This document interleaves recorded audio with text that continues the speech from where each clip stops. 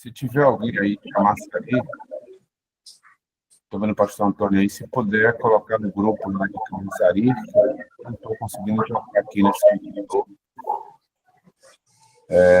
Pastor José Hildo também. Se puder colocar.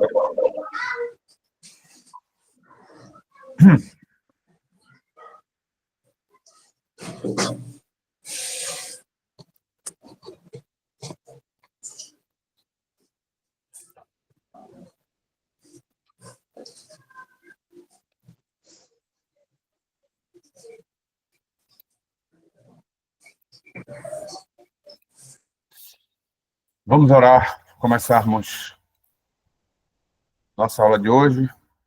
Nós estamos na nossa quarta aula. E hoje nós vamos fazer um apanhado geral para a conclusão dessa aula, para já na próxima semana a gente partir para a próxima matéria. Pedir a um dos nossos colaboradores para estar orando, pedir a pastora Gilma para orar para a gente começar essa aula de hoje.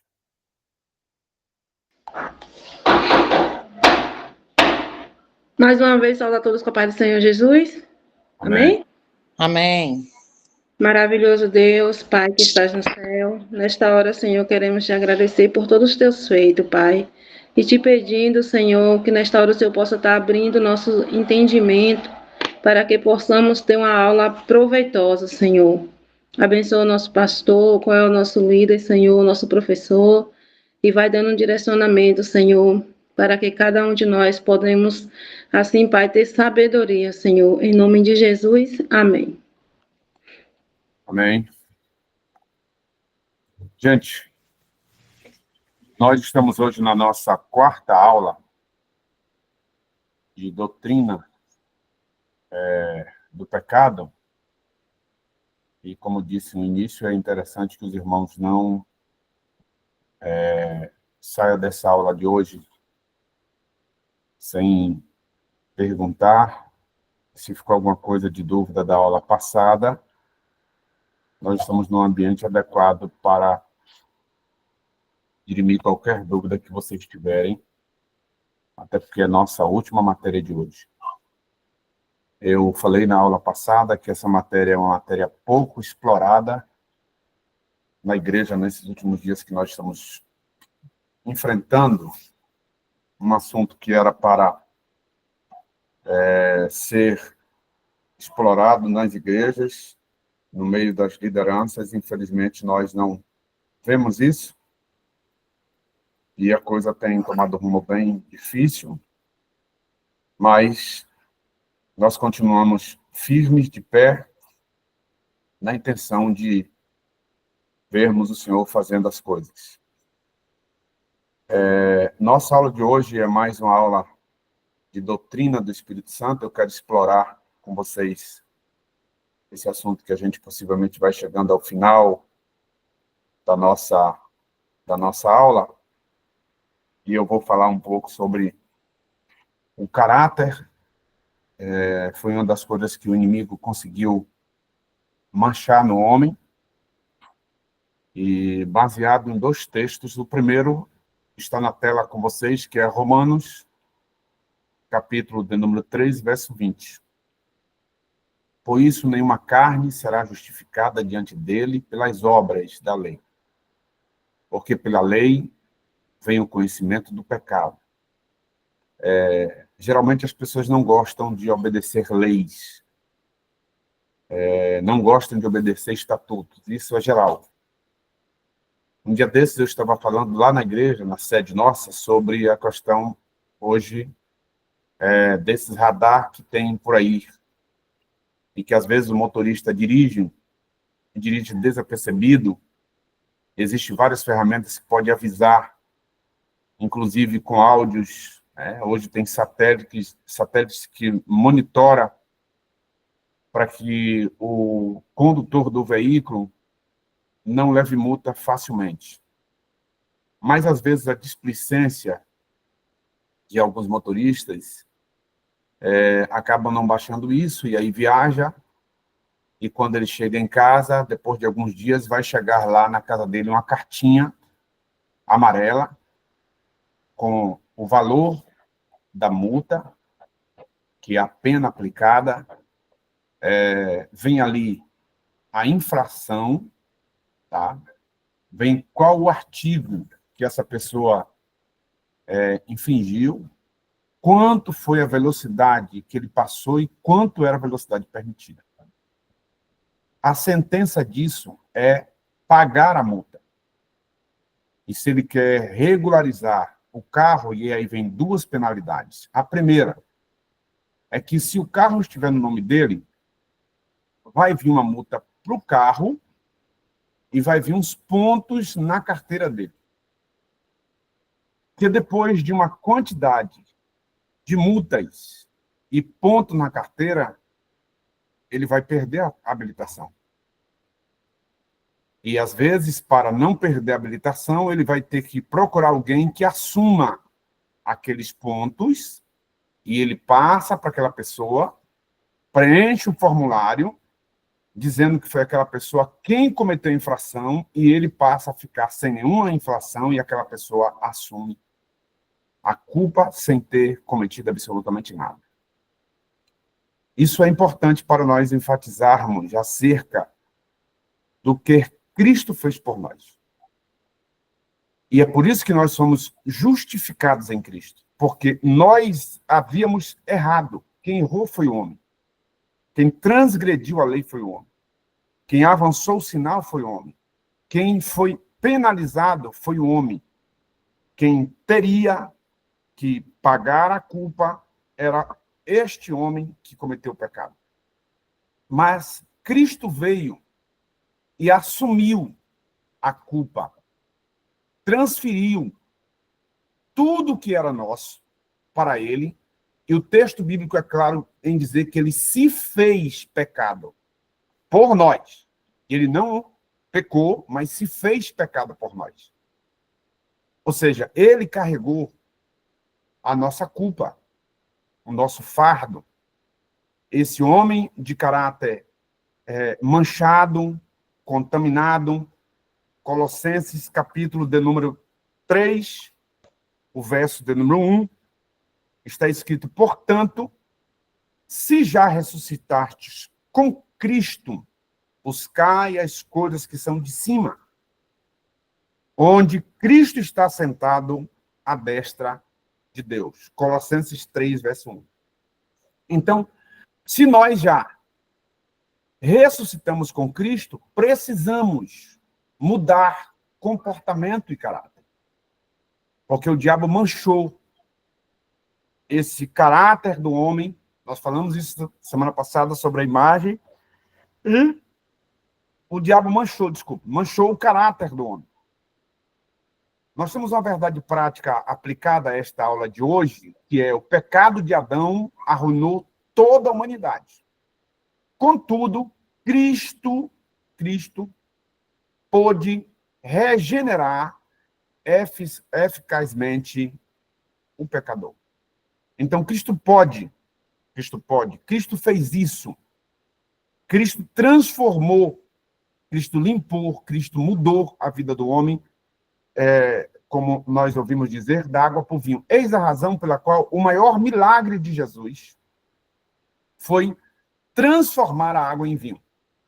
Eu já falei aqui uma vez sobre isso na aula, o significado daquele primeiro milagre de Jesus, que algumas pessoas poderiam esperar Jesus ter feito uma ressurreição de mortos, curar um cego, mandar um paralítico andar, mas o primeiro milagre de Jesus foi transformar a água em vinho. Isso aponta para a transformação do homem pecador.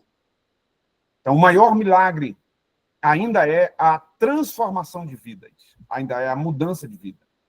Nós temos uma leitura que, se vocês quiserem ler depois, Romanos 3, de 9 a 20. Eu vou ler 3 versos só, apesar de que todos estão na tela. Pois que somos nós mais excelentes? De maneira nenhuma. Pois já dantes demonstramos que tanto judeu como grego, todos estão debaixo do pecado. Como está escrito, Não há um justo, nenhum sequer.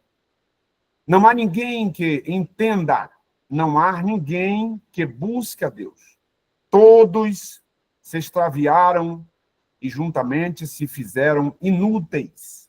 Não há quem faça o bem, não há nem um só. Então, por mais que o homem pense estar fazendo o certo, às vezes o certo é errado, e às vezes o que aparentemente parece ser errado é o certo. Então, o homem precisa, de fato, ter uma visão bíblica, precisa estar com a mente renovada, transformada pela palavra, e Paulo diz isso: transformai a vossa mente pelo entendimento da palavra. Uma mente transformada pela palavra de Deus dificilmente vai cometer alguns delitos que quem não tem um conhecimento pratica. Então, nós precisamos a todo tempo, e eu disse aqui esses dias na igreja, ministrando uma palavra, e ontem eu recebi uma mensagem no dia do pastor, de madrugada, de um obreiro da igreja, me dizendo: pastor, eu quero agradecer a Deus, o senhor pregou uma palavra aqui na igreja, e que essa palavra está me confrontando desde o dia que eu ouvi o senhor falar aqui na igreja. E eu disse aqui na igreja que a igreja é um local de confronto. Thelma, por favor, pega um remédio para mim aqui. Um local de confronto.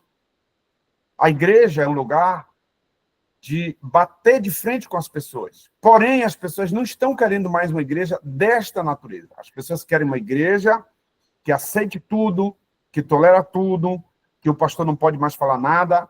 Eu ouvi um pastor ontem, aliás, anteontem, nós vamos falar sobre a revista da Escola Bíblica dos Jovens, e ele me disse que está sem escola bíblica de jovens na igreja, porque todos os jovens que estavam na igreja saíram. Só ficou a família dele na igreja, que tem filhas que são jovens. Um casal de jovens começou a namorar na igreja, e aí os pais saíam de casa, deixavam esse casal de jovens dentro de casa, e esses jovens começaram a fornicar. E aí, algumas pessoas na rua já estavam sabendo que eles iam para a escola, se encontravam em alguns lugares, e o boato começou a correr na rua. E aí, procuraram o pastor para falar. Acho que é a outra. Procuraram o pastor para falar. O pastor chamou o casal de jovens e eles acabaram confessando na igreja. E o pastor reuniu o corpo de obreiros e disciplinou aquele jovem, os dois jovens. O pai dele foi na igreja e fez o maior escândalo e processou o pastor está sendo processado, porque os pais disseram que os filhos foram expostos à igreja ao ridículo e que expôs a família dele, e agora entraram com ação na justiça. O pastor me ligou, teve que adquirir advogados para poder acompanhar o pastor, justamente por conta dessa situação de pecado e que você, às vezes, tem que tolerar na igreja, porque se você for falar alguma coisa hoje, você é errado, não pode falar, e você tem que, como diz o Matuto, comer calado e não pode mais confrontar algumas coisas que a gente percebe na igreja. Então, nós precisamos entender, Vitória tem um ali na casa, nós precisamos entender que a igreja ainda é um lugar de confrontar pessoas. Nós não podemos ter um culto ou uma igreja só para a gente massagear o ego das pessoas. A igreja ainda é um lugar de confrontar. O Espírito Santo precisa confrontar pessoas. Mas nós estamos ficando encurralados. Aí existe uma teologia da liberalidade, e que essa teologia da liberalidade pode tudo, está sendo ensinado. Nós vamos a algumas teorias. Se der tempo aqui, nós vamos falar de algumas teorias com relação a essa doutrina do pecado. E nós estamos vendo que esse liberalismo na igreja, ou nas igrejas, eu não falo só no Brasil, falo no mundo, tá? As pessoas podem tudo e o sacerdote não pode mais tomar decisões. As pessoas pecam ficam com o pecado encoberto, não contam, e aí participam de ceia, isso para eles é normal. Confessar a sacerdote é algo que não é mais normal para as pessoas, então eles têm na cabeça dele que eles podem falar diretamente com Deus, e Deus mesmo perdoa sem contar nada para ninguém. No dia seguinte ele pratica de novo, e Deus tem que perdoar quantas vezes forem necessárias. Mas eu disse aos irmãos que todas as vezes que alguém comete uma infração no trânsito, ele recebe uma multa e ele tem que pagar por essa multa. Se ele quiser caminhar com o carro em dias. Senão, esse carro vai tomando multa, que chega uma hora que ele não vai conseguir mais pagar a multa desse carro, não vai conseguir pagar mais, e ninguém terá interesse nenhum por este veículo, justamente pela quantidade de multas que ele tem, e aí chega uma hora que o valor do carro não dá para cobrir o valor da multa. Então, nós precisamos, como crentes, servos do Senhor, termos uma luz para isso. Isso tem a ver com caráter, porque quando alguém tem um caráter cristão, todas as vezes que ele comete um delito, ele vai voltar para consertar e vai lutar para não praticar as mesmas obras que vinham praticando antes. E isso ainda é alguém sensível à voz do Espírito Santo, que consegue ouvir, ser confrontado pelo Espírito e mudar de vida, de comportamento. Nós vamos à introdução, diz o seguinte: a queda no Éden transmitiu à humanidade a inclinação do coração humano ao erro. Por isso, a regeneração é o único meio possível de desfazer as consequências do pecado, em que a natureza humana só pode ser transformada pela obra de Cristo. Tito, capítulo 3, versos 5 e 6. Não obstante, por influência de teologias modernas, a doutrina do pecado vem sendo deturpada e enfraquecida. Esse processo abriu as portas para a normalização do pecado em muitos lugares denominados cristãos. Nesta lição, vamos estudar o perigo dessas teologias para a ortodoxia cristã. Então, nós precisamos ainda, a igreja precisa ainda pregar o que é pecado, ensinar, confrontar, mostrar às pessoas que eles precisam se abster-se dessa prática pecaminosa que o mundo oferece. Então, o ensino bíblico da natureza pecaminosa. Definição de pecado. Dentre os termos para pecado, destacamos o substantivo hebraico chatá, cuja raiz significa errar o alvo. Gênesis capítulo 4, verso 7. E o seu correspondente grego, amartia, que possui conotação de erro moral. Então, nós estamos estudando aqui nesta matéria de doutrina do pecado, que é também a martiologia. Nós estamos estudando também do ponto de vista grego, erros morais que o homem pode cometer. Quando comete erro moral, isso tem a ver também com o seu caráter. Isso vai manchar o seu caráter. Isso vai manchar a sua personalidade.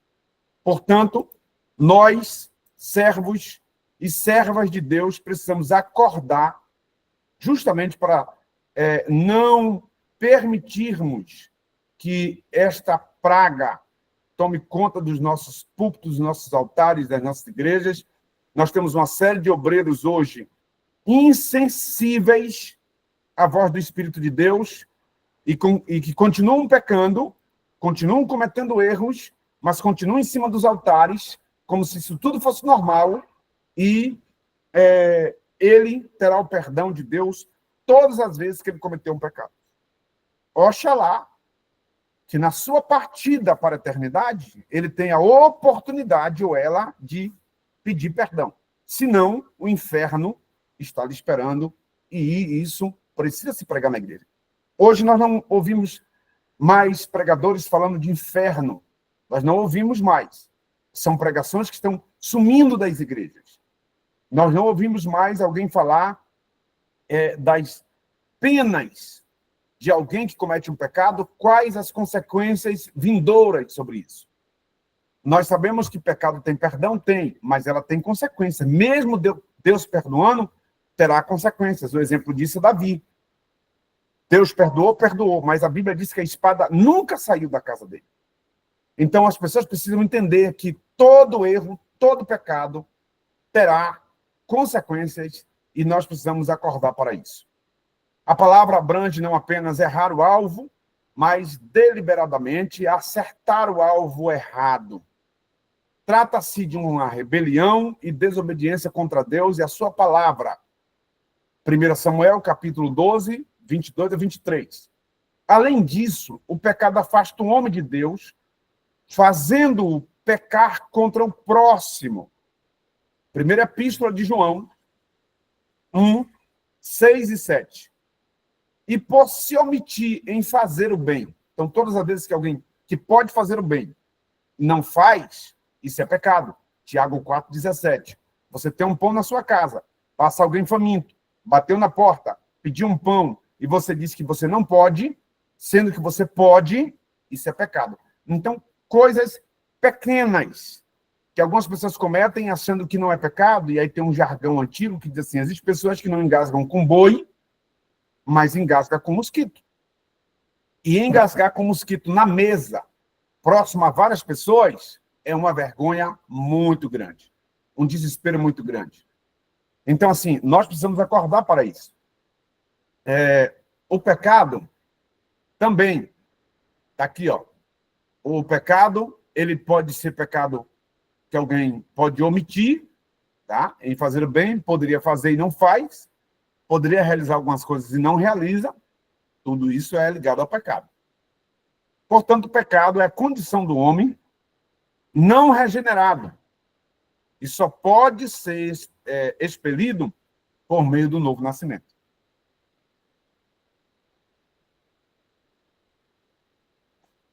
Essa reconciliação do homem com Deus só é possível em Cristo Jesus. Por isso, houve a necessidade de Cristo morrer por nós, se entregar por nós. Então, nós, igreja, nós, servos de Cristo, nós que estamos aqui caminhando, tá, para o propósito, precisamos entender isso. Do ponto de vista de consequências, nós temos algumas coisas que nós precisamos abordar aqui nessa aula de hoje. Por exemplo, as consequências do pecado. O pecado é nocivo, o pecado traz dores, o pecado traz consciência, o pecado traz destruição para a humanidade. O pecado é como se fosse um vírus. E ele é um vírus letal. Tá? Ele pode matar. A sua função é matar. A sua função é contagiar internamente o homem. E uma vez esse homem contagiado, ele pode expandir isso para várias outras pessoas. Então, foi o que Satanás fez, contaminando Eva, Eva contaminou Adão, e aí isso vem se alastrando aí a todos os homens. Então, o pecado, ele é um vírus letal. Ele mata.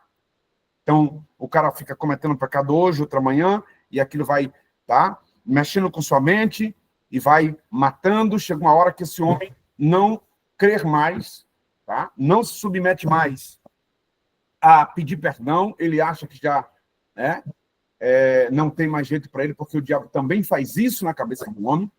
Então, nós temos aqui algumas consequências. A primeira, a perda da comunhão com Deus. O vazio existencial nesse homem. E, por fim, a sua morte. Eu hoje ouvia um rapaz que a cunhada dele saiu de casa na sexta e surtou, e aí a polícia atrás, todo mundo atrás dessa mulher, foram encontrar longe já numa outra cidade, chamada Barueri, a mulher andando. Foi encontrada por umas câmeras da Polícia Civil na rua, que colocou para fazer reconhecimento facial, e conseguiram encontrar ela distante de casa, sem saber voltar para casa, perdeu o sentido. E aí ele me disse que ela mora com a outra mulher. Então, tinha uma empresa, perdeu uma licitação, e aí com muita dívida, e aí começou a fazer algumas coisas, essas coisas foram contaminando, acabou que está na situação que está, perdeu o sentido. Então, a visão de Satanás é destruir, é matar. Então, as pessoas começam dando um passo pequeno, tá? Coisinha pouca, e achando que isso é normal, e quando menos imagina, está no laço do inimigo. A perca de comunhão. Segundo John Piper, ele diz o seguinte: o pecado afugenta a glória de Deus das nossas vidas. Ele afirma que todo o pecado é um desprezo a Deus antes mesmo de ser um dano ao homem.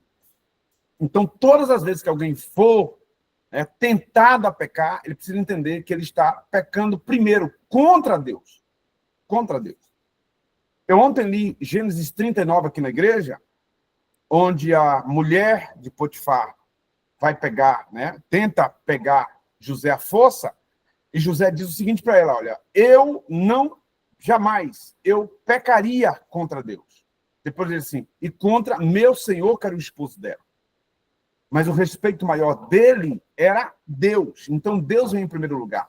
Todo pecado precisa ser analisado, que quando ele é praticado, executado, a primeira pessoa a ser atingida é Deus. Então, ele peca contra Deus.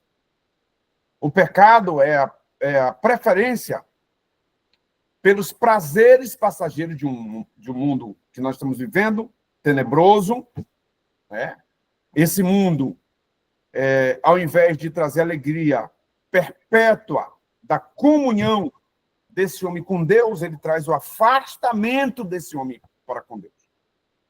Baseado em Romanos, capítulo 3, verso 23.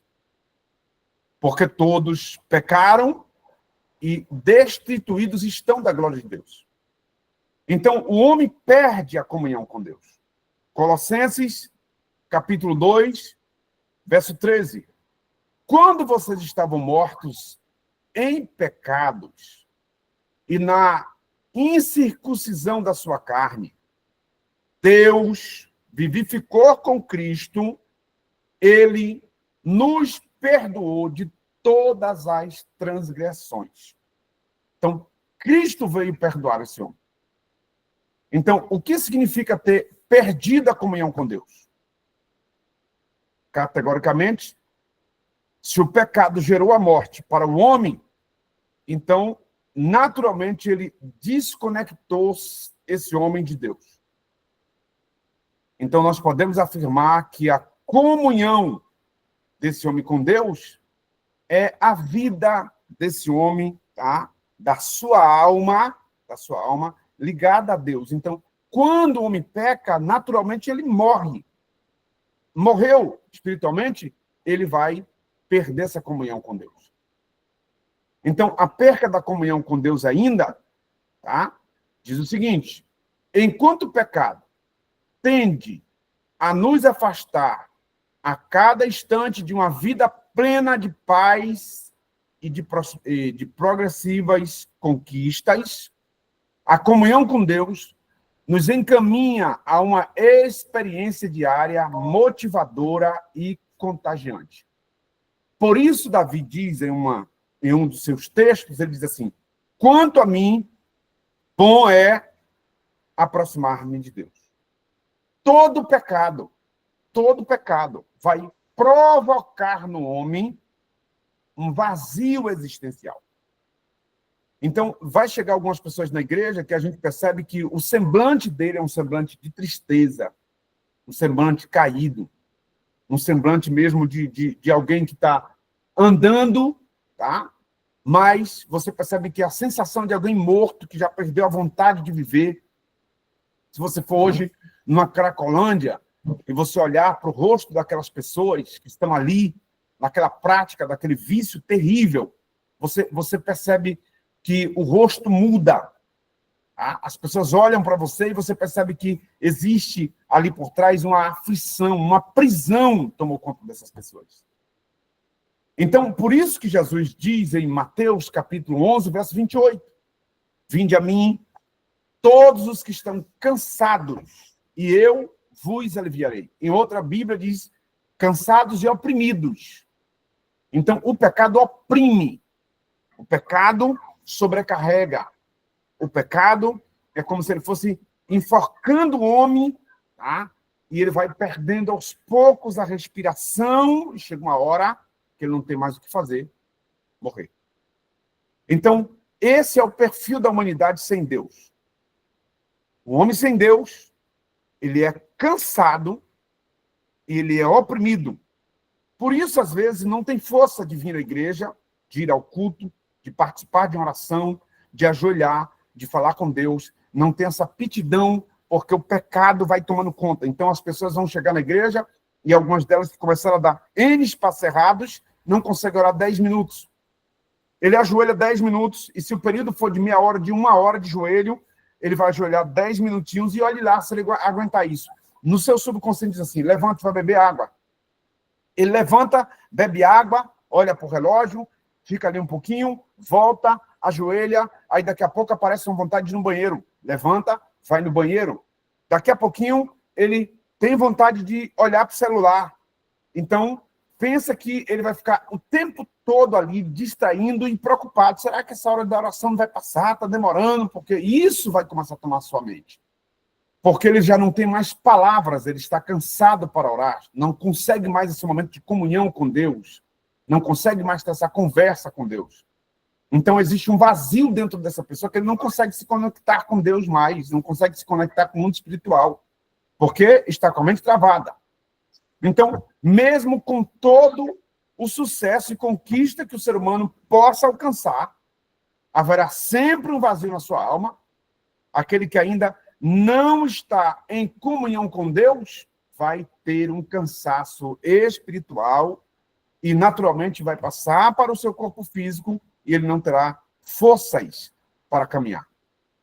Então, todo homem que comete delitos e pecados, eles vão ter um vazio existencial. Por isso, você vai encontrar algumas pessoas pegando arma, atirando na sua própria cabeça, amarrando uma corda no seu próprio pescoço, cometendo aí um suicídio.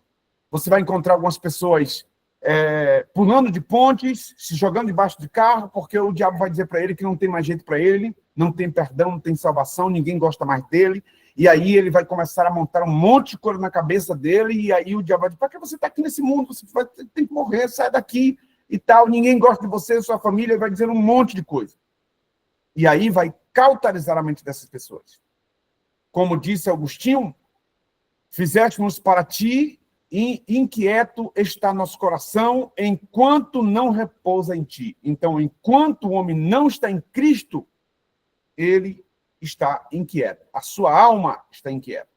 A tendência da sua alma é aproximar de Deus, mas a tendência da carne é afastar de Deus. Então, o homem sem Deus, ele tem um vazio existencial. É o único que pode preencher o vazio do homem, o único que pode preencher o vazio do homem é Cristo. Por isso ele disse, vinde a mim, todos os que estão cansados e oprimidos, e eu vos aliviarei. Então, Cristo pode trazer descanso à alma. Cristo pode fazer o homem retornar a Deus. Cristo veio para isso, para retornar o homem a Deus. E, depois desse vazio, o que vai chegar aí para o homem, tá? Quando eu digo homem, eu digo a mulher também, vai chegar a morte. Romanos 6:23. Pois o salário do pecado é a morte, mas o dom gratuito de Deus é a vida eterna por Cristo Jesus, nosso Senhor. Então, o salário do pecado é a morte. Pecou, a morte. Então, a morte é a consequência dessas infrações cometidas sem pagamento, tá? Sem punição, e às vezes até tem punição, mas não tem o pagamento desse erro, tá? E as pessoas deixam para lá. Vai chegar uma hora que vai haver a morte. Então o apóstolo Paulo diz que a morte é o prêmio. A morte é o prêmio, a morte é a recompensa de uma vida pecaminosa. Então, nós precisamos tomar cuidado com a nossa vida, com as nossas ações, com as nossas palavras, com tudo que nós fazemos, nós precisamos tomar cuidado. Então, se nós olharmos para Cristo, nós vamos encontrar aí várias demonstrações nas Escrituras sobre o pecado e como o pecado ele afasta a alma de Deus. E nós vamos encontrar que, se você olhar para a Bíblia, há possibilidade de vencer isso. Como, pastor? Vencer na oração. Você consegue vencer na oração. Você vai encontrar Jesus falando algumas parábolas para aproximar o homem de Deus. Você vai olhar Jesus falando algumas parábolas, mostrando o inferno, a condição de quem peca, o afastamento, a sentença disso, tá? De quem vive uma vida de pecado. Alguns vão chegar diante de Jesus naquele dia e vão dizer assim: eu preguei, eu profetizei, eu fiz isso, fiz aquilo. O Senhor vai dizer assim: apartai-vos de mim, que eu não vos conheço. E tem uma Bíblia, tem uma versão e um texto da Bíblia que vai chamar de maldito. Maldito. E a ordem é: pega e joga ele nas trevas exteriores, onde o bicho nunca morre e o fogo nunca se apaga. Então, nós temos vários textos de Paulo para o homem refletir e aproximar o homem de Deus. Então, a morte traz consigo a ideia de separação. Todas as vezes que alguém morre, que você vai velar esse corpo, a tendência de quem vela quem morreu é chorar. Por que a tendência é chorar? Porque ele percebe que vai haver uma separação. E, por isso, Platão, ele usa uma expressão, ele diz o seguinte, em uma frase, ele diz assim: a morte é a separação da alma do corpo. A morte é a separação da alma do corpo. Então, a alma estará em um lugar e o corpo estará em outro. Mas o homem que peca espiritualmente, ele também estará em um outro plano e o espírito em outro plano. Então, o pecado sempre estará afastado de Deus. Não andam juntos, tá? Céu, inferno, não andam juntos. Pecado, tá? E Deus não anda junto. Por isso, pecar é afastar-se de Deus. Nós precisamos acordar. Porque a morte, ela veio justamente para afastar o homem de Deus. Então, a ideia de Satanás é tornar o homem pecador. Porque ele, tornando o homem pecador, ele vai separar esse homem de Deus. O homem vai estar afastado de Deus. Quando o homem peca, ele precisa pensar que ele engana a si mesmo. Tá? Assim, a serpente enganou a Eva, e Eva enganou Adão, tá? E Adão se permitiu ser enganado. Nós vamos encontrar que Deus vem fazer as advertência àquele ato de desobediência. Então, evidentemente, o homem não caiu no estado, naquele momento, tá? Fulminado. Ele não morreu aquela hora ali, fisicamente. Mas o pecado cometido por Adão, cometido por Eva, desencadeou o processo da separação espiritual deste Adão com Deus. Então, o que acontece ali, pastor? A perca da comunhão. Por isso que quando alguém peca, tá? E esse pecado ele é considerado pecado de morte, nós precisamos discipliná-lo, corrigir. Não essa tal dessa disciplina que eu vejo por aí. Um dia eu falei na igreja e algumas pessoas não entenderam na reunião de obreiro, disse: esse modelo de disciplina que tem aí hoje eu não encontro na Bíblia. Não me mostra na Bíblia que eu quero ver. Porque disciplinar é curar, é partir para ajudar, é fazer com que a pessoa reflita, pense no que ele cometeu, tá? Ele pense naquilo ali. Tem um áudio vazando de alguém, tá? Deixa eu só desativar. Então, pecar é isso. Pecar é cometer delitos, e esses delitos vão provocar essa pessoa à morte, a ponto dessa morte trazer uma separação. E aí, quem fica com aquele sentimento, tá?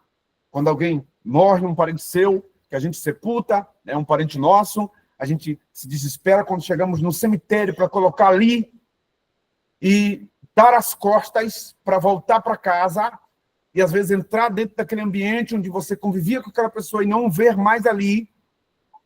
Há uma sensação de perca, choro, lágrimas, um sentimento, tá? De que alguém foi embora e você não vai ver mais aqui na Terra.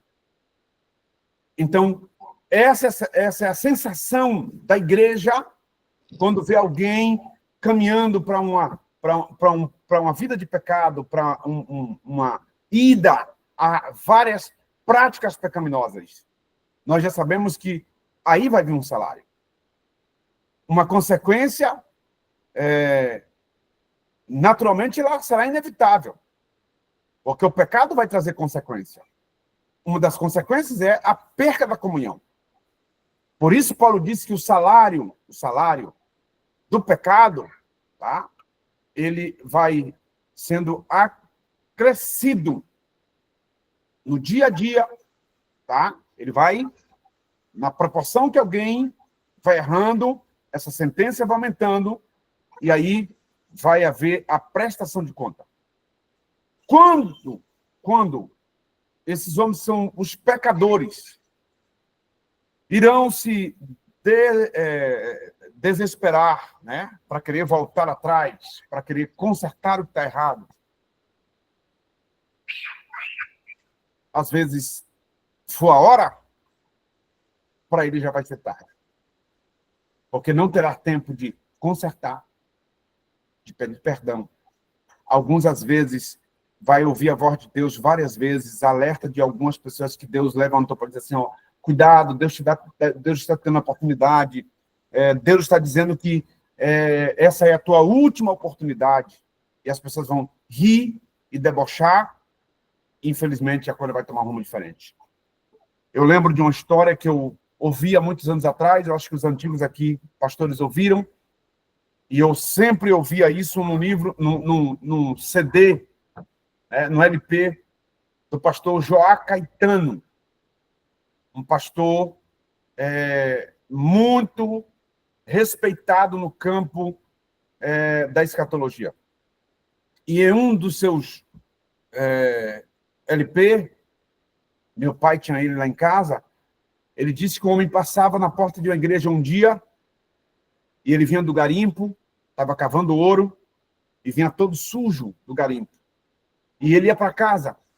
Quando ele passou na porta da igreja, ele ouviu alguém dizer assim: salve a tua alma essa noite, porque amanhã pode ser tarde demais.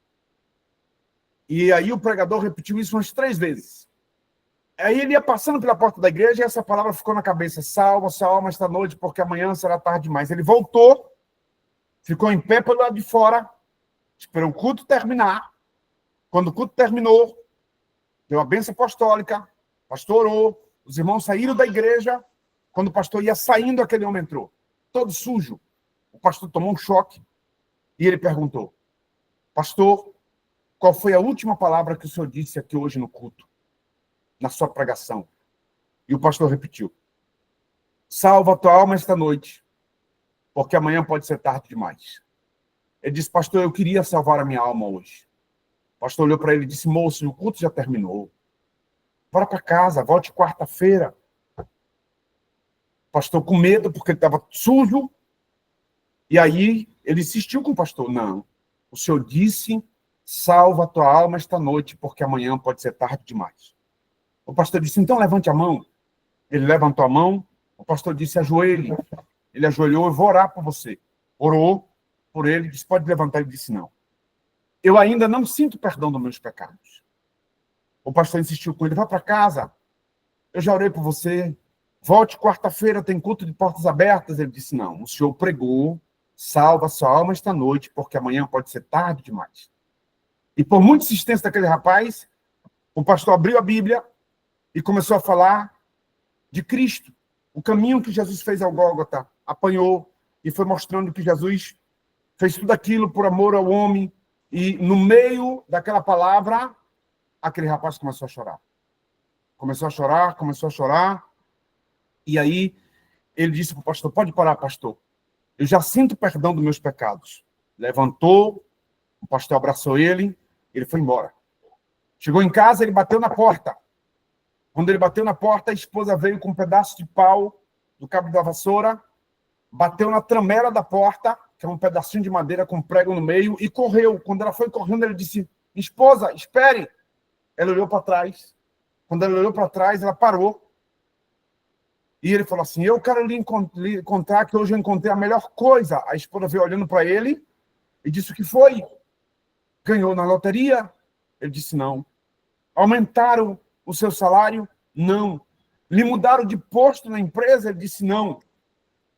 E encostou perto dela e disse, hoje eu me encontrei com Cristo. Ela abraçou o esposo e ele perguntou, onde estão nossos filhos? Ela respondeu, todos embaixo da cama. Como de costume, você sempre chega embriagado e me bate neles, eles estão debaixo da cama dormindo, com medo que você fosse chegar e puxar eles e bater e me bater. Ele disse, olha, chama os filhos. Eu não sei dizer muita coisa, mas eu quero orar com você, como o pastor orou comigo na igreja.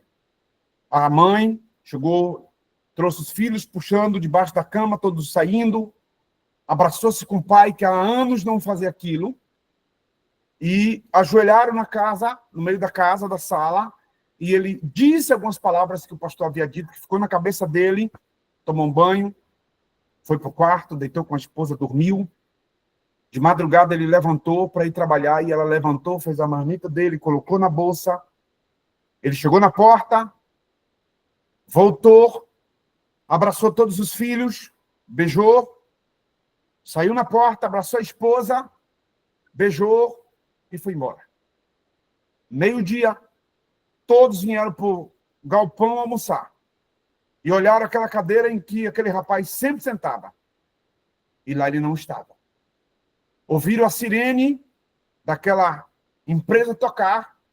O engenheiro correu para lá. Quando chegou lá, onde ele estava cavando ouro, uma pedra caiu em cima daquele rapaz. E quando o engenheiro viu, ele estava batendo a sua boca, balbuciando as últimas palavras. O engenheiro foi se arrastando, se arrastando, se arrastando, e conseguiu colocar a boca perto do ouvido daquele rapaz. E ele dizia as suas últimas palavras. E as últimas palavras eram essas. Obrigado, Senhor. Hoje poderia ser tarde demais. Obrigado, Senhor. Hoje poderia ser tarde demais. E morreu. A esposa que esperava aquele rapaz em casa não voltou mais. Os filhos que esperava não voltou mais. Mas preste atenção que até o pastor que pregava as últimas palavras, nem ele queria mais orar por rapaz, porque o culto já havia terminado. E deixa eu te dizer uma coisa. Por isso que eu continuo dizendo que nós precisamos, como igreja, enfrentar o pecado. Pregar contra o pecado. O Espírito Santo ainda é o mesmo que pode convencer pessoas.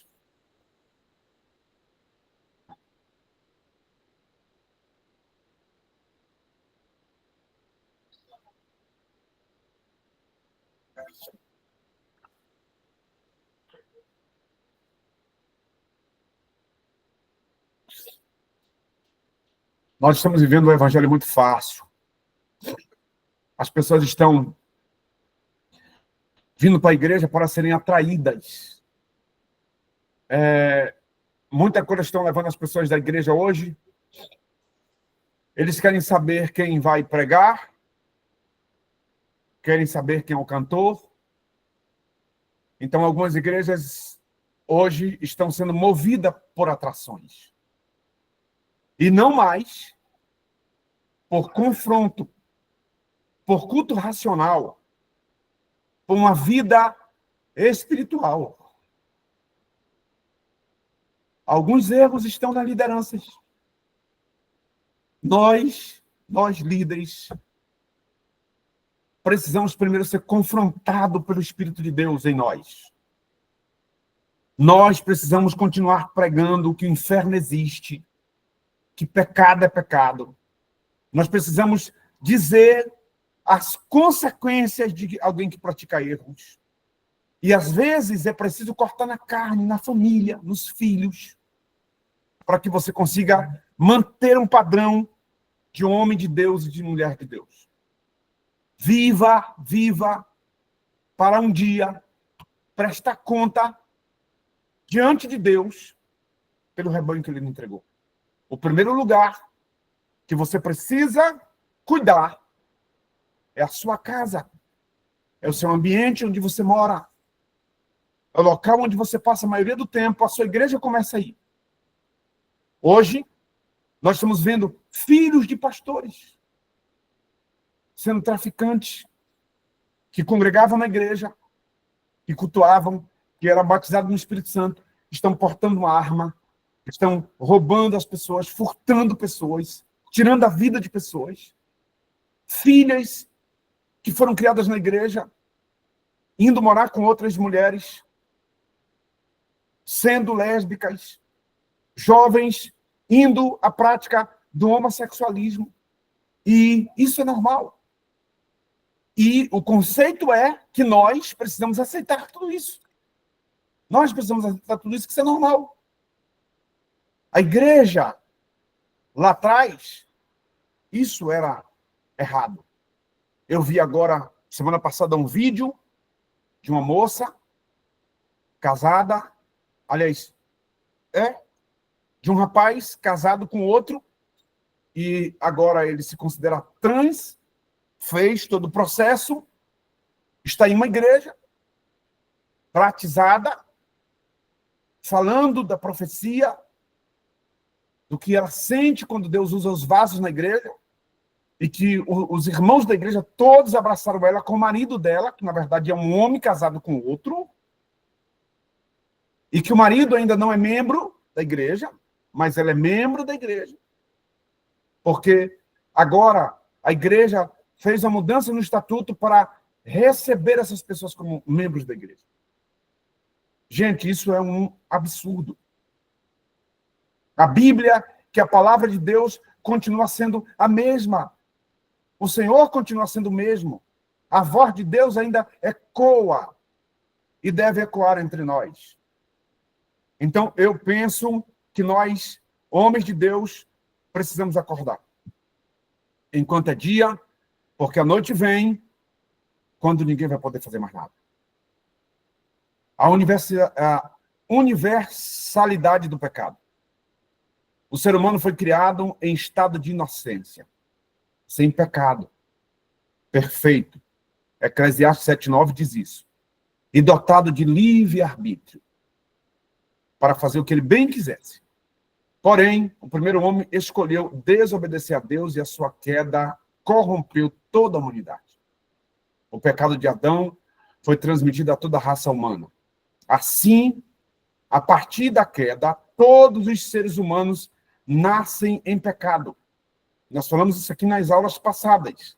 Salmo 51, verso 5. Portanto, o pecado não é passado adiante meramente pela força do mal, exemplo, mas é um mal inerrante à natureza humana. Em consequência disso, todo ser humano está debaixo da escravidão do pecado e da condenação da morte.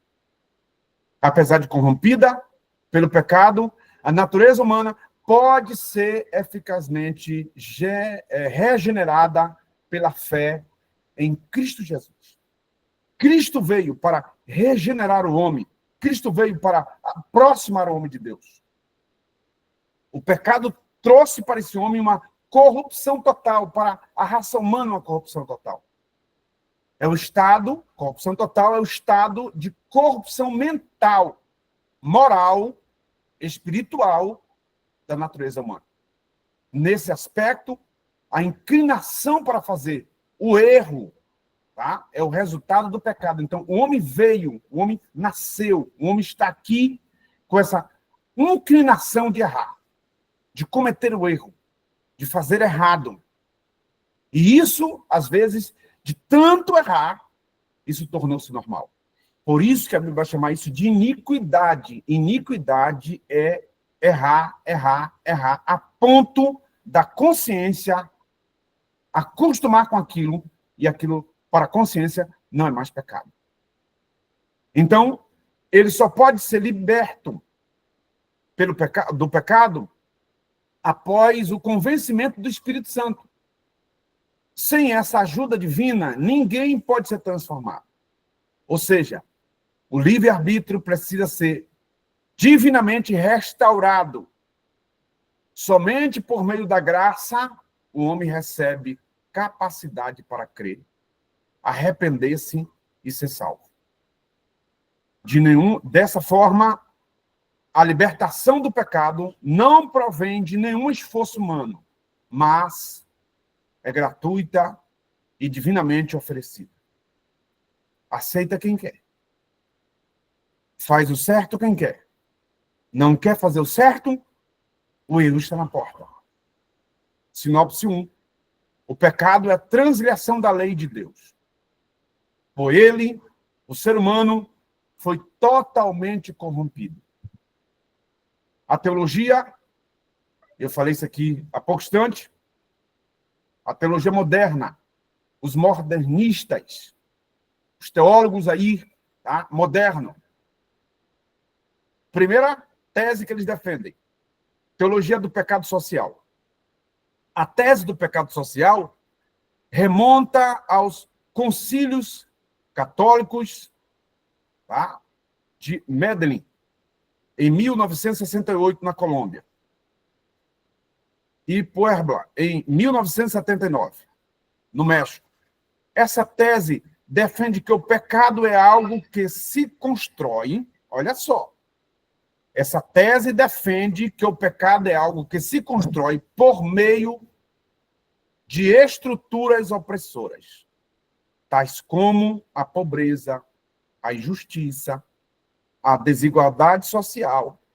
Dessa maneira, a redenção do pecado não se restringe ao aspecto espiritual, sendo preciso tratar as consequências sociais. Vamos lá. Tem alguém que diz aí que, né, homossexualismo é uma doença. Homossexualismo, lesbianismo, é porque alguém já sofreu alguma coisa lá atrás. Então, nós percebemos que a teologia moderna, os liberalistas, os socialistas, eles dizem que pecado, as pessoas cometem erro, cometem pecado, por quê? Porque não tem uma casa para morar, não tem um bom salário, tá? Então, isso tudo que eles vivem trouxe para eles uma consequência de pecado. Então, o sangue de Cristo, o Espírito Santo não vai conseguir convencer o homem, tá? Sem antes dar uma casa, dar um salário bom, mudar a vida social dessa pessoa. Olha só o que está sendo pregado para essas pessoas. E tem muitas igrejas que defendem isso. E nós precisamos acordar. O pecado deixa de ser tratado no nível da morte, no nível da moral, e passa a ser considerado no nível econômico e social. A mudança de fase, a mudança em fase do pecado original, que é a natureza humana, para o pecado social, que é a estrutural, enfraquece a responsabilidade moral do pecado. Então, deixa de se enfatizar a causa para explorar os sintomas. A partir daí, resolve as questões da ordem social. Aliás, resolver as questões da ordem social é visto como a solução para o problema do pecado. Naturalmente, essa é uma deturpação do ensino bíblico a respeito do pecado. Nós, pentecostais, não defendemos que o pecado é por conta de que alguém não tem uma vida digna como queria, um carro, um apartamento, muito dinheiro, tá? O pecado, para algumas pessoas, eles vão entender que é a estrutura que a pessoa está vivendo socialmente que vai gerar o pecado. Nós não entendemos assim. Essa é a primeira tese. Teologia da libertação, ou da libertação. A teologia da libertação tem afinidade com as ideias socialistas de Karl Marx. Pensa no negócio que eu tenho raiva. Quando eu estava na faculdade, falava disso direto. Pensa no negócio brabo. Então, essa teoria busca libertar o oprimido das estruturas opressoras da sociedade. Ela nasce na década de 1970 com Gustavo, lá no Peru. Depois Leonardo, no Brasil. Para eles, o estudo teológico não deve estar centrado em doutrina bíblica para libertar o homem do pecado, mas na indignação social para libertar o homem da injustiça social, econômica e cultural. Tem um livro, tá? De Karl Marx, eu já li ele em PDF, tratando justamente dessas questões teológicas, das matérias teológicas, e fazendo enfrentamento justamente com a igreja. Então, desse impulso, surgem as teologias de cunho emancipatório. E aí você percebe que agora vai entrar nessa parte de gêneros.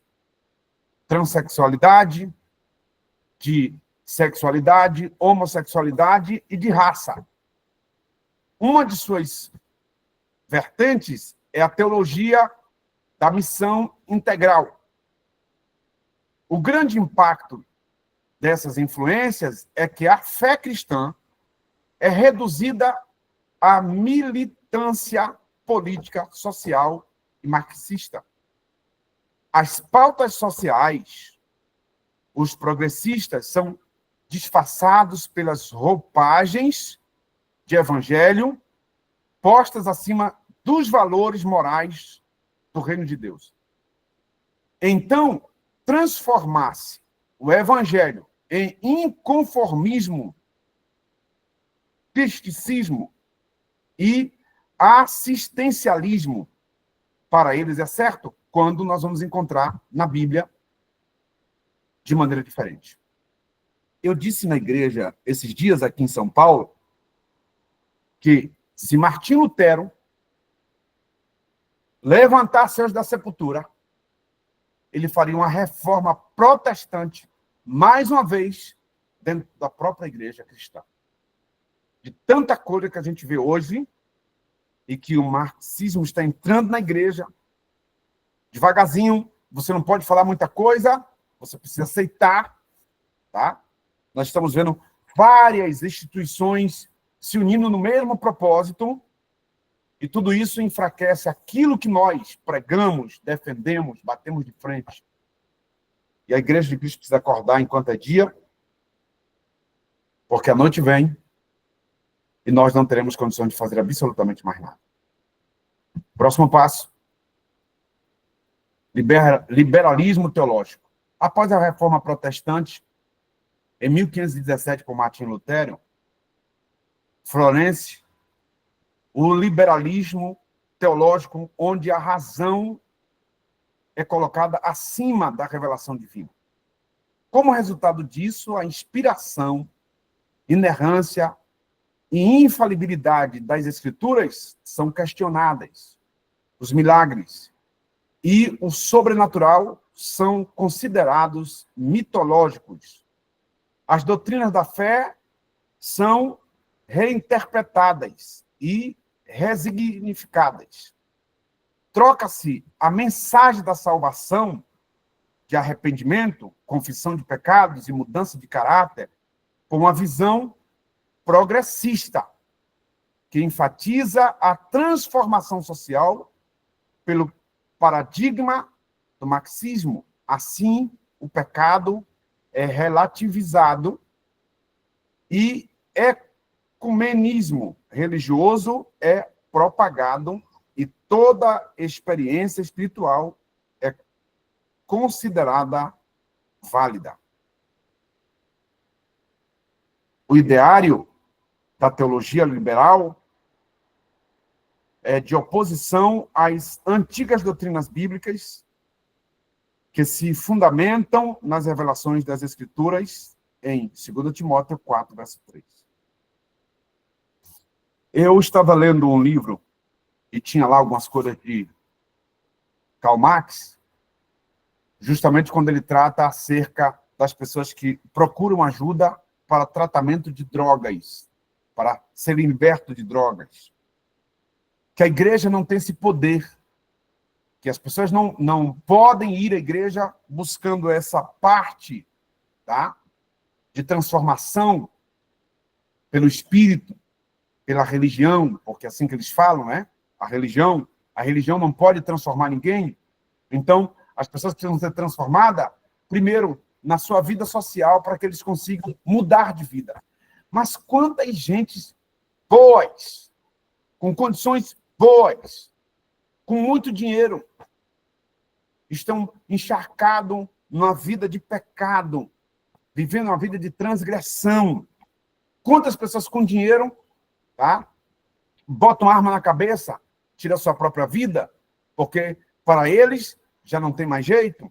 Então, essa tese é uma tese que também cai por terra. A teologia do pecado social, da libertação e o liberalismo teológico deveriam da deturpação da doutrina bíblica e do pecado. Derivam, né, da deturpação da doutrina bíblica e do pecado. Nós não podemos ser liberalistas. Nós somos reformados. Nossa teologia é uma teologia reformada. Claro que com alguns pontos, com alguns cuidados, nessa teologia da reforma, porque tem muita gente colocando algumas coisas dentro dessa teologia da reforma e que, se você não tiver cuidado, isso vai gerar danos. A normalização do pecado. Crise ética e moral. Em termos gerais, os valores que regulam a conduta de uma pessoa denominam-se ética. 1 Pedro 1, verso 15. E a prática dessa conduta recebe o nome de moral. Por isso, o pecado deve ser estudado do ponto de vista moral. Por isso, nós falamos lá atrás do pecado moral. Porque o que o diabo fez foi mexer no caráter do homem. Por isso que no início eu li Colossenses, capítulo 3, verso 1. Portanto, se já ressuscitaste com Cristo, buscai as coisas que são de cima, onde Cristo está assentado à destra de Deus. Então, nós precisamos tomar cuidado com o nosso caráter. Se o poder do Evangelho de Cristo é capaz de transformar e aperfeiçoar o caráter humano, nós precisamos tomar cuidado com tudo isso que dizem acerca do pecado, que ele não pode ser estudado do ponto de vista de um pecado moral, e sim social. Nós não vamos encontrar, biblicamente, base para estudar o pecado socialmente. Nós vamos estudar o pecado moralmente. O pecado mexe com a conduta espiritual do homem, moral do homem. E por isso que a Bíblia diz que um abismo chama outro abismo. Então, quem comete pecado, mexe com seu caráter. Pastor, então descreva isso. Descrever as características, tá, do caráter doentio do homem você percebe que o homem que comete vários pecados, isso vai aspirar nele uma conduta moral pecaminosa, o que vai fazer afastar esse homem de Deus e trazer a essa pessoa o que nós chamamos de morte, o que nós chamamos de separação, perda de relacionamento com Deus, pois a Bíblia diz lá em Isaías 59 que o pecado faz separação entre o homem e Deus. Desse modo, a sociedade deixa de ser eticamente sólida e se torna moralmente desajustada. Abacuque 1, verso 4. Dessa crise de integridade irrompe ações incompatíveis com a fé bíblica. Temas progressistas violam a ética e a moral bíblica e passam a ser normatizadas ou normalizadas, tais como a imoralidade sexual, o aborto, o uso das drogas. E aí, se nós fôssemos pontuar várias coisas, homossexualismo, lesbianismo, nós vamos apontar aí que hoje o homem pode ter várias esposas, pode cometer vários pecados na rua, tá? Pode ter várias relações sexuais, voltar para a igreja e precisa ser aceito e nós não podemos confrontar. Então, a imoralidade sexual não tem nada a ver com nada social. Isso é moral, é questão moral, ética e moral. A deturpação da doutrina do pecado favorece o avanço da imoralidade sexual. Romanos 1, verso 24. Em defesa da liberdade de decisão sobre o corpo, banaliza-se o sexo pré-conjugal, extraconjugal, normaliza a homossexualidade, e nós vamos encontrar Romanos 1, 26 e 27 batendo contra isso, e a doutrina da castidade é vista como opressora. Nesse aspecto, o afrouxamento da moral, o ensino da ideologia de gênero e a erotização da infância promovem luxúria, promove licenciosidade, o pecado é tolerado, a família é desconstruída e a doutrina da santidade é negligenciada. Olha o que eu disse lá atrás. Nós não podemos falar hoje de homossexualismo. Se você estiver transmitindo por um aparelho na igreja, você precisa cortar, porque senão cai a live, a transmissão cai. Você não pode falar, tá? De um irmão na igreja que está tendo casos com a enteada, porque você pode sofrer. Você não pode falar de um irmão que está cometendo furto na empresa onde ele trabalha, porque você vai expor, é pecado. Você não pode disciplinar alguém no culto de doutrina e dizer qual foi a infração cometida, porque isso dá processo.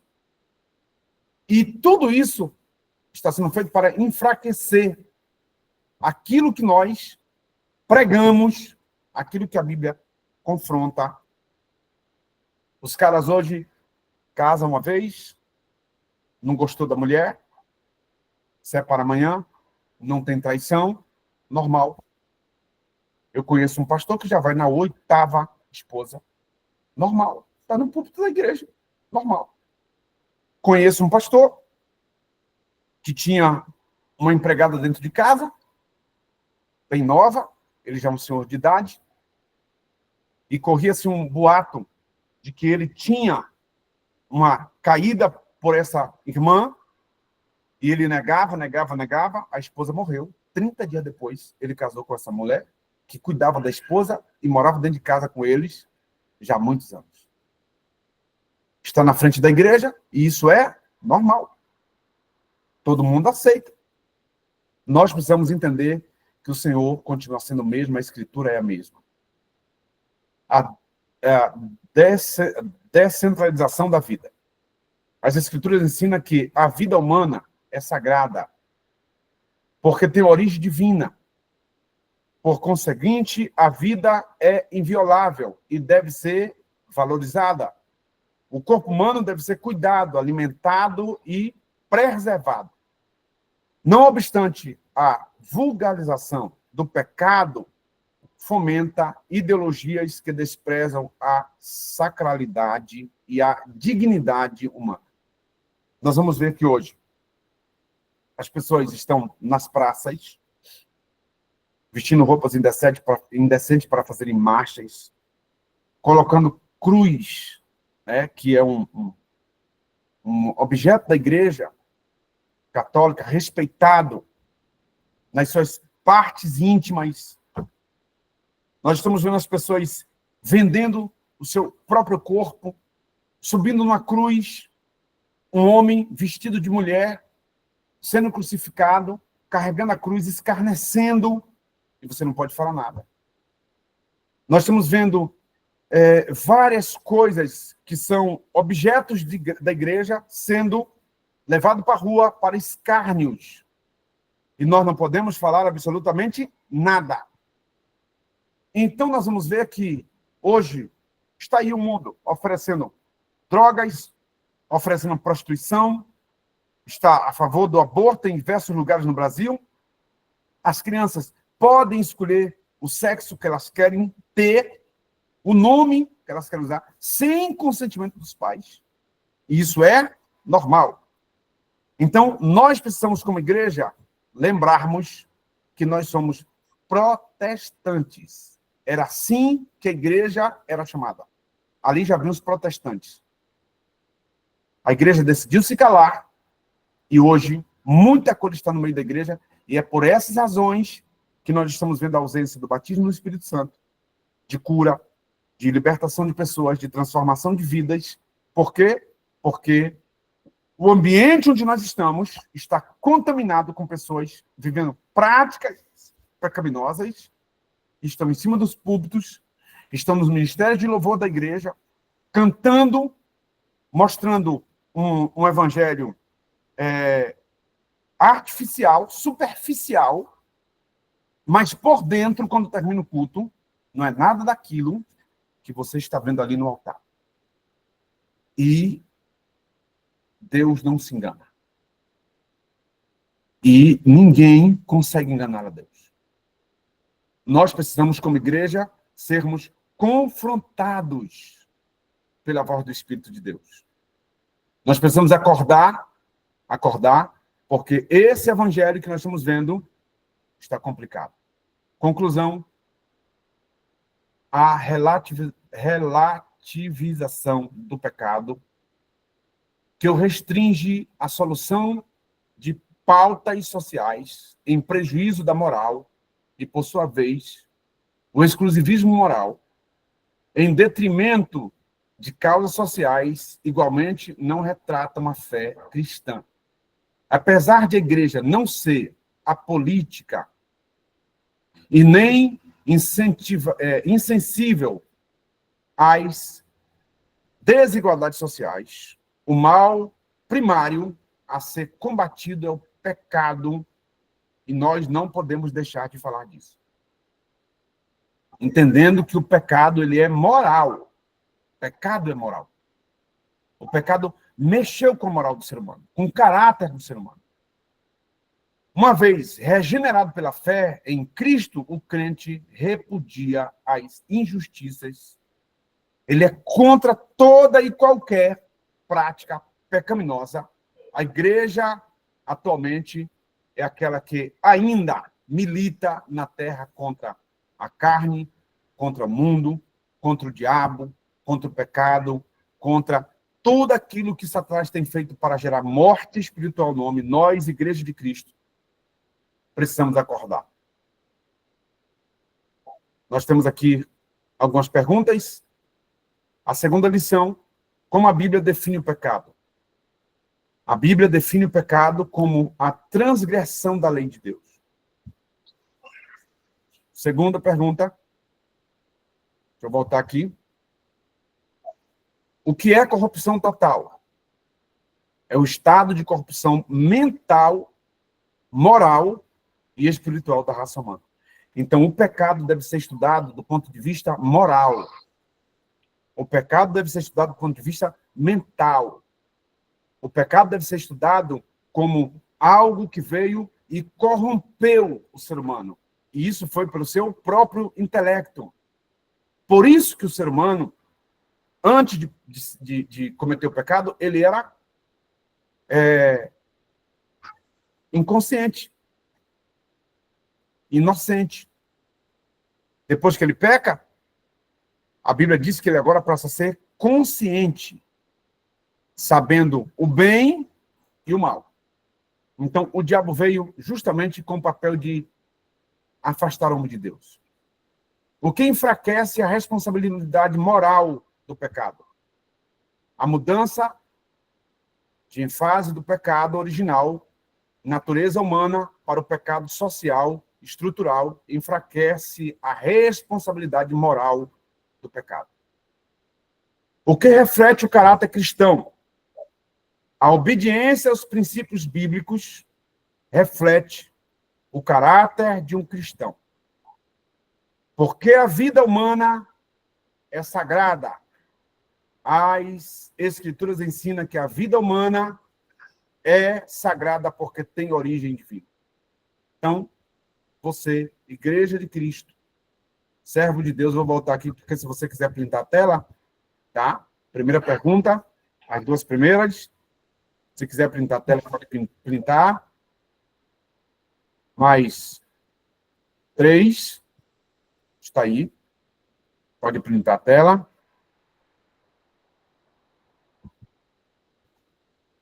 Nós chegamos ao final deste assunto. Quero abrir o microfone para que os pastores Bira, pastor Antônio dos Santos, pastor Jorge Nobre, possa falar do aspecto, do ponto de vista do caráter, que foi manchado. O caráter do homem antes do pecado era positivo. O caráter do homem antes do pecado era positivo. Se alguém printou a tela, põe aí no grupo que a irmã está pedindo, eu já apaguei. Então, o caráter positivo era santo, o caráter positivo justo, honesto, submisso, humilde, verdadeiro. O homem passou a ser mentiroso, o homem passou a ser egoísta, o homem passou a ser insubmisso, o homem passou a ser desonesto, injusto e pecador. Então, o caráter negativo desse homem, depois que peca, ele passa a ser iníquo. Ele passa a ser injusto, desonesto, rebelde, soberbo, mentiroso. Cristo veio para mexer nesse caráter do homem. Cristo veio para mexer, tá? E trazer a esse homem uma sensibilidade moral, para que o homem seja sensível à voz de Deus. Aqui tem uma frasezinha que diz o seguinte: caráter é o conjunto das qualidades de uma pessoa que determina a sua conduta em relação a Deus, a si mesma e ao próximo. Então, se você puder, depois leia Efésios, capítulo 4, do verso 17 até o verso 24. E daí, você vai entender que quem é mau caráter tem duas faces. É como se fosse duas pessoas em uma. Para alguns ele age de uma maneira, para outros de outra. É como se estivesse com a máscara e para algumas coisas ele tira a máscara, para outras ele coloca a máscara. Então, nós precisamos ter a mente de Cristo, o caráter de Cristo, pensarmos nas cores que são de cima e não nas cores que são da terra. Por quê, pastor? Porque nós somos propriedade de Deus. Cristo nos escolheu para fazermos a sua vontade, para estarmos no centro da sua vontade. Então, nós precisamos pregar que a igreja precisa se libertar dessas práticas pecaminosas, voltar a confrontar tudo aquilo que Satanás tem colocado no seio das igrejas e que tem tentado calar a boca dos sacerdotes para que a gente não pregue a verdade.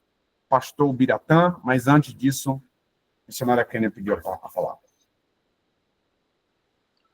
Pai do Senhor a todos. Pastor, é só uma dúvida. Com relação a disciplinar uma pessoa, eu pergunto isso porque eu já fui disciplinada logo no início da minha conversão. Assim que eu me batizei, com pouco tempo depois, aí eu caí no pecado, né? E eu passei um determinado período sem participar das coisas da igreja. Ou seja, eu já tinha me batizado, eu não podia mais cear, eu não podia mais fazer, não podia, eu louvava, não podia mais louvar.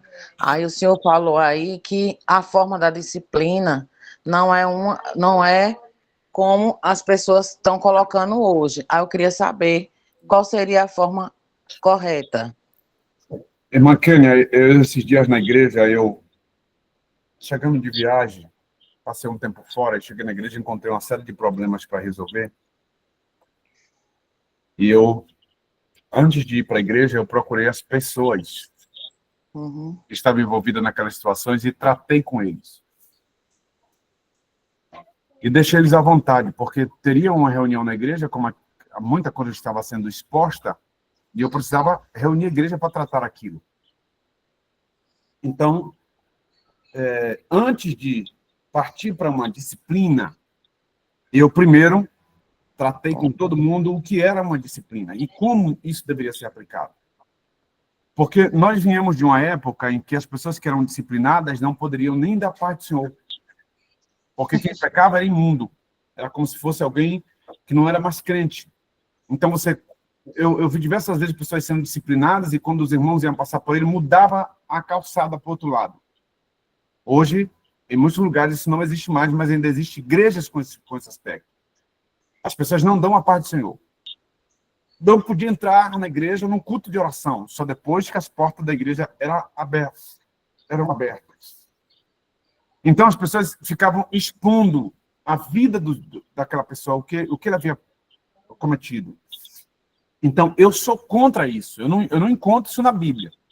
Tá?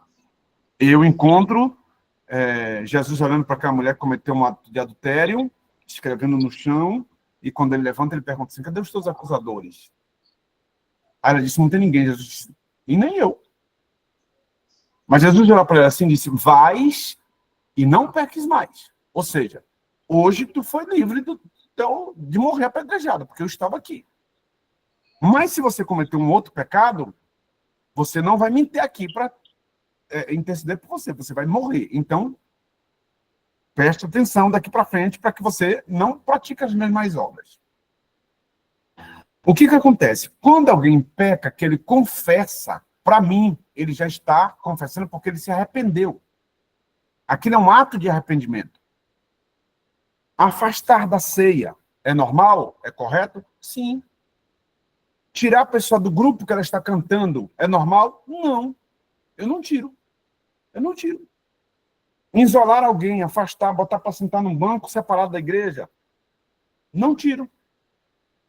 Já tratei isso lá na igreja com os irmãos. É nessa hora que essa pessoa precisa ser abraçada, acolhida, trazer para perto, tentar dar forças, conversar, para que a pessoa não volte a cometer aquilo de novo. É o que eu penso. Esta hora é a hora da pessoa ser abraçada. Porque se não for abraçada, vai criar uma revolta. Essa pessoa vai fazer o seguinte, ela vai sair da igreja, ela vai cometer mais pecado ainda, porque ela vai se sentir impura, rejeitada, vai sentar na igreja como se todo mundo estivesse olhando para ela, para a cara dela, já vai entrar na igreja de cabeça baixa, vai ter vergonha de ir para a igreja. Então, quando ela confessa, ela pediu ajuda. Eu preciso abraçá-la. Então, geralmente, quem comete um erro lá na igreja, eu procuro a pessoa na reunião de obreiro, dependendo de quem é, reúno o corpo de obreiro e eu pergunto para ela, quanto tempo você precisa para ser curado? Quanto tempo você acha que você está pronto para voltar às suas atividades? É o que eu falo na igreja. Então, quem vai a uma disciplina nossa lá na sede, ele mesmo diz quanto tempo ele precisa para ser curado. Porque disciplina, para mim, é cura. A pessoa está buscando uma cura, ela está querendo se libertar. É nesta hora que eu devo cobrir esta pessoa de apoio para que ela seja curada e não expor essa pessoa ao ridículo, como nós fizemos isso N vezes lá atrás. Então, eu penso, isso é coisa minha e ninguém vai mudar mais minha mente porque eu já fiz muito errado lá atrás. Hoje eu olho a Bíblia e entrego e conto de outro jeito. Na ótica de muita gente, Pedro não era para ser o cara que assumiu a igreja quando Jesus ressuscitou, porque Pedro era um cara problemático. Mas quando Cristo ressuscita, quem é que Cristo entrega a igreja? Entrega a igreja a Pedro. Então, nós precisamos abrir a mente para entender como é esse processo da cura de alguém que pecou. Tá? É trazer para perto, é abraçar, é estar ali, é incentivar. Cadê o senhor na igreja? Você precisa estar aqui, é deixar cantando no departamento, tá? Claro, dependendo do grau da coisa, você vai ficar sem a oportunidade aí umas 3 semanas, 4 semanas, de acordo com o que você me disse, você precisa ser restaurado, a sua vida espiritual, sua fé, aproximar de Deus e abraçar essa pessoa para que ela sinta o desejo de chorar, para que ela seja confrontada no banco da igreja. É nessa hora que você precisa colocar a mão em cima dele, orar por ele, por ela, e aí essa pessoa será restaurada. Mas, se eu isolo essa pessoa, vai criar uma revolta. Então, eu não vejo isso na Bíblia, eu não enxergo isso na Bíblia. Só tem um cara que não queria ser tratado. Paulo diz assim, você vai ser entregue ao diabo. Tá? Entrega a Satanás a alma dele aí e acabou. Porque o cara não queria mesmo mudança. Mas, fora disso, nós vamos encontrar pessoas sendo curadas, tratadas. E eu, como igreja, preciso abraçar ele para que ele saia dessa vida que ele está e esteja ao lado de Cristo. É como eu penso uma disciplina na igreja. E sem falar que é muito libertador, né, pastor? Quando a gente confessa aquilo que a gente... Eu digo isso porque quando eu passei, isso foi em 2015, quando eu passei por esse processo, eu não conseguia nem dar um glória dentro da igreja. Enquanto eu não confessei aos pastores na época, eu me sentia, eu dentro de mim mesma, eu me sentia muito retraída, não conseguia glorificar o Senhor, não conseguia, assim, eu me sentia muito mal, muito mal mesmo. E no dia que eu consegui confessar o pecado, que o pastor passou a disciplina, né, e no outro dia que eu já fui para a igreja, eu já consegui adorar o Senhor. É uma forma tão poderosa, assim, a libertação, quando a gente confessa os nossos pecados, quando a gente reconhece a nossa falha, né, e confessa, e foi muito libertador mesmo. O caminho é esse. Eu Glória vou ser ajudado para caminhar. É verdade. Eu quero ler um texto antes do pastor Bira e do pastor Antônio e do pastor Jorge. Eu quero ler um texto, se você puder marcar na sua Bíblia, Provérbios, capítulo de número 11. Provérbios, capítulo 11. O verso é o 17. 11, 17. Diz assim, o homem benigno faz o bem à sua própria alma, mas o cruel perturba a sua própria carne. Capítulo 12, verso de número 2. O homem de bem alcançará o favor do Senhor, mas o homem de perversas imaginações, ele condenará. 14, verso 14 de Provérbio. O sábio teme e desvia-se do mal, mas o tolo encoleriza-se e dá-se por seguro. Verso 20, capítulo 20, verso 27 de Provérbio. 20, 27 de Provérbios. Diz o seguinte, a alma do homem é a lâmpada do Senhor. a qual esquadrinha todo o mais íntimo do ventre. Então, quem peca, quem cometeu algum delito, se ele parar para confessar, foi porque ele foi confrontado pelo Espírito. É porque essa luz ainda está ali, esquadrinhando ele para que ele confesse. Então, nesse momento, eu preciso abraçá-lo, ajudá-lo e recuperar essa pessoa para que ele esteja mais perto de Deus. Pastor Jorge Nobre.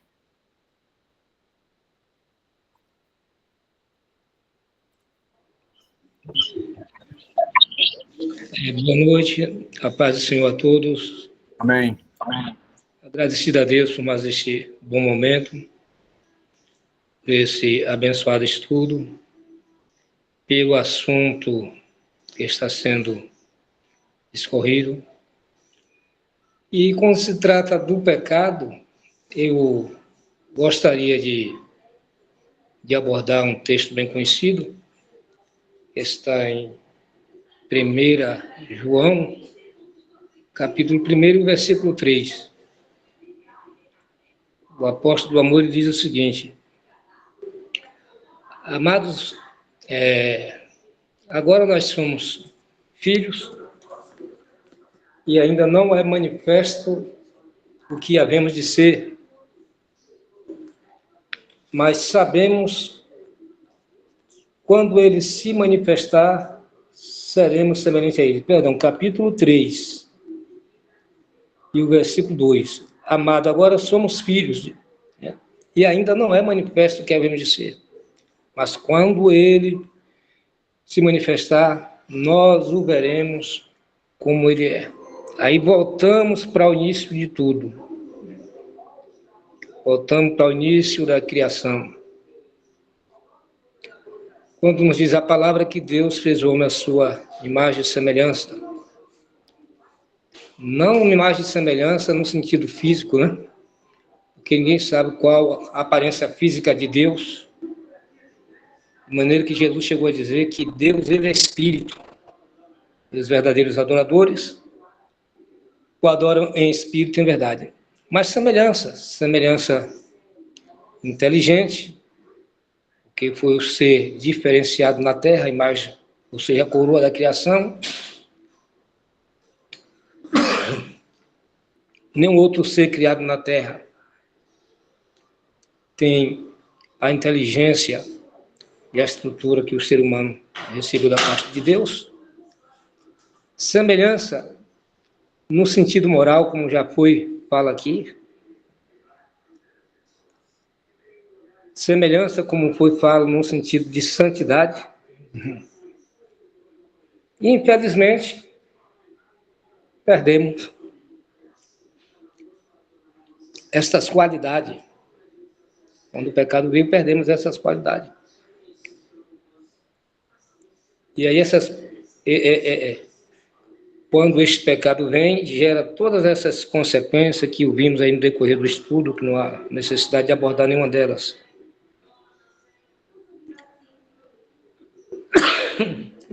Então, o pecado veio denegrindo, veio destruindo o homem, veio separando o homem de Deus. Aliás, veio para matar o homem. E aí, Deus, na sua infinita misericórdia, envia seu santo filho Jesus. E Jesus, ele nos restaura, né? Apesar de todos os nossos pecados, de todos os delitos. Os irmãos me perdoem aí, porque eu não estou recuperado ainda. Todos os delitos que temos praticado, mas na medida que olhamos para Cristo, ao seu sacrifício na cruz, nos entregamos a Ele, Jesus, Ele não só nos perdoa, mas Ele restitui. Ele restitui algo perdido lá no Éden. Restitui a santidade, restitui a moral. E não vou dizer a perfeição, que a perfeição, Paulo diz que nós vamos alcançando, até chegar estatura de varão perfeito. Isso será planificado, né? Será planificado. João deixa bem claro, né? Agora somos filhos, já é o bastante, irmão. Se sentir filho, depois de ter vindo de onde nós viemos, depois de ter passado por onde nós passamos, depois de estar onde estávamos, e ser trazido, ter sido agora aproximado do Pai, está muito bom, está de bom tamanho. Basta tão somente agora aguardarmos justamente esse toque final abordado por João.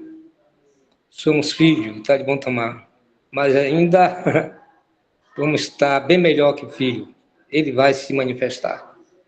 E quando ele se manifestar, nós veremos assim como ele é. Que Deus abençoe a todos. Muito obrigado.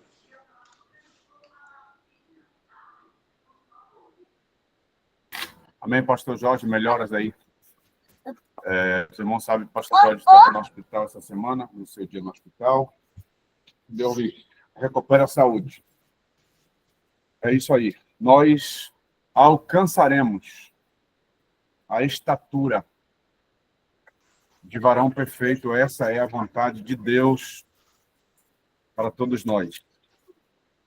O homem, por mais que seja tendencioso ao pecado, Cristo veio para regenerar o homem, aproximar o homem. Nós precisamos querer passar por esse estado de mudança. Pastor Antônio dos Santos. É a Bira primeiro. Pastor Biratã.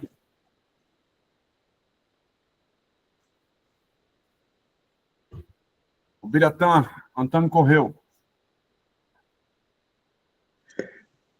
Não corri, não.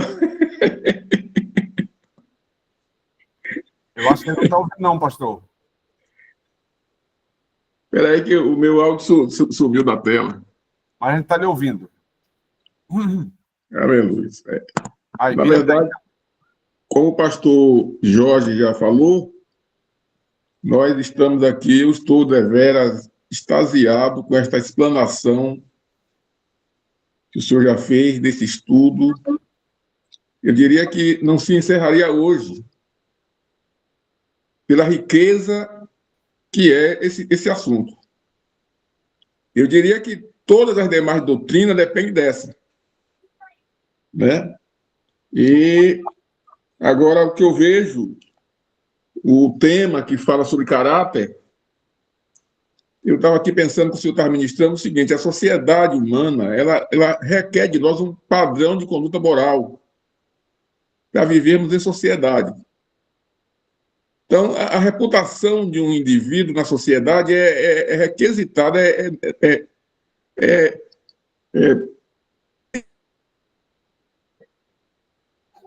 viver num padrão moral, isso humanamente falando. Quando se trata do plano da salvação, e alguém pensa que ser crente só tem que ser justo por ser crente, não. O homem tem que ser justo, independente de ser crente ou não. Ele tem que viver em sociedade respeitando as pessoas, pagando a quem deve, respeitando as pessoas ao seu redor, né? E fazendo aquilo que a sociedade exige que a gente faça. Então, mesmo antes de ser crente, a sociedade exige do indivíduo um padrão de conduta moral, né? E a civilização exige isso, né? A gente passa a ser ou conhecer a verdade, há uma necessidade de ter uma vida de santificação. Agora, o que eu percebo, isso tudo, pastor, me permita, Sim. É que já havia sido predito. Eu estou aqui com o texto de 1 Timóteo, 2 Timóteo, capítulo 3, quando Paulo ele fala uma série de coisas sobre a conduta dos homens nos últimos tempos. Quando ele diz: sabe, porém, isto, que nos últimos dias sobrevirão tempos trabalhosos. Então, quando o Senhor chegou a chorar, eu lembrei de Jeremias, quando foi levantado como profeta pregar para o povo de Israel. E as pessoas não queriam dar ouvido a Jeremias. E Jeremias chorou, ficou conhecido como um homem que pegou a ouvidos surdos. Então, se naquele tempo já era assim, imagine hoje a gente com a televisão aberta, com a internet, né? Botando coisa na cabeça das pessoas. E aí fica difícil para as pessoas realmente preservar esse padrão de santificação. Agora eu estou aqui com um texto aqui em Deuteronômio, onde Deus está dizendo o seguinte: esforçai-vos e animai-vos, não tenha medo, nem vos espanteis diante deles, porque o Senhor, o vosso Deus, é o que vai convosco, não vos deixará, nem vos desamparará. Então, o que nos faz ficar de pé, diante de tanta oferta que o mundo oferece, é tomar posse da promessa de Deus. É ser temente àquele que mata o corpo, sabe o que vai fazer da alma. Então, quando a gente lembra dessas coisas, a gente... E aí Romanos está aqui dizendo que a situação do homem, né? Que, na verdade, se for olhar para a perfeição humana, a gente não vai para lugar nenhum. Observe que o próprio Cristo, para ver esse mundo, ele teve que nascer de uma virgem que não tinha pecado. Ele não herdou a natureza pecaminosa do homem. Que ele nasceu de uma virgem, tanto que João 8,46 diz: quem de vocês me convence de ter pecado? Só ele pode dizer isso. Porque ele não nasceu da vontade do pecado do ser humano. Então, a nossa vitória está exatamente em crer em Cristo. E nos esforçar, como a Bíblia está dizendo aqui, esforçai-vos para fazer a vontade de Deus.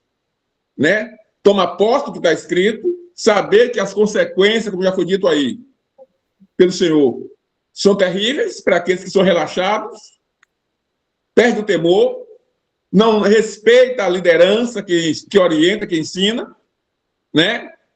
Então, são pessoas obstinadas, como Paulo está dizendo aqui na sua carta, a segunda carta de Timóteo, pessoas obstinadas, que não respeitam a liderança. Então, mas quando eu vejo a sua preocupação, meu pastor, em trazer esse estudo, e oxalá que toda a igreja estivesse conectada, interessada nesse estudo, eu percebo que hoje houve um número bem mais reduzido, quem sabe até porque muitos até se enfadam disso, já é a quarta aula, mas eu creio que é uma oportunidade que nós temos para quem é consciente levar avante esse estudo. Deus abençoe, Deus nos guarde, e Deus continue dando sabedoria a todos nós para levar avante esta palavra que, infelizmente, muitos já têm comichão no ouvido para não querer ouvir. Deus abençoe, obrigado pela oportunidade. Amém, pastor Bira. A paz do Senhor para todos, que Deus abençoe. Na Ele verdade, sabe, ele ficou na caverna. só gratidão por essa aula. Eu cheguei mais tarde e não consegui entrar mais cedo na aula, estava em Salvador, cheguei há pouco instante. Mas assim, irmãos, Deus abençoe o que o pastor Jorge, o pastor Antônio dos Santos pontuou, fazendo jus a tudo quanto foi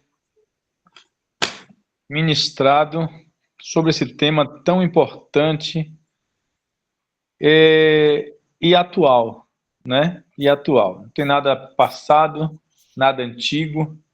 A verdade é que é um tema muito atual. Mas a gente vai lutando aí. A irmã Kênia fez uma pergunta sobre disciplina, onde foi bem esclarecido. Que Deus abençoe. Eu só estou aqui para agradecer, deixar a fala do pastor Jorge e o pastor Antônio aí ecoar, junto com a do pastor Valdinei. Que Deus abençoe a todos em nome de Jesus. Amém. Eu vou obedecer o pastor Antônio. Na próxima aula, nós vamos tratar dessa questão do caráter. Tá? É um slide muito abençoador. Então, na próxima aula, a gente encerra essa aula. Tem muita coisa boa para a gente poder ver aqui nesse slide. Tá? E nós falaremos na próxima aula sobre essa parte que o diabo mexeu no homem, que foi o caráter. Então, peço a vocês que não falte a próxima aula, de preferência que chegue no horário para a gente poder ganhar tempo. Pedir ao pastor Jorge, pastor Antônio, pastor Biratã. Nós teremos aí 8 dias para trabalharmos esse assunto e chegarmos aqui, eu vou dividir a aula para nós 3. Na verdade, nós 4. Então, vocês terão um tempo maior para a gente poder falar justamente sobre isso, que é o que o diabo veio manchar, veio tocar. Mas a Bíblia diz, pela graça sois salvo, isto não vem de vós, é dom de Deus. Nós estamos aqui porque nós cremos e o Senhor tem cuidado de tudo. No mais, Deus abençoe a todos. Eu vou encerrar porque eu também fui para São Paulo hoje pela manhã. Saí daqui 2 e um pouquinho, cheguei agora já 6 e pouca da tarde. Estou com o pé para cima, mas a vitória nossa no precioso nome de Jesus. Deus abençoe vocês, uma noite de paz, que essa palavra de hoje, essa aula de hoje fique marcada em nossa vida. Eu vou subir as aulas da plataforma. Amanhã tem 2 aulas anteriores que não estão na plataforma, com mais essa de hoje, e amanhã a gente sobe às 3 e já posta o link para vocês. Um abraço, Deus abençoe a todos, muito obrigado por estarem aqui.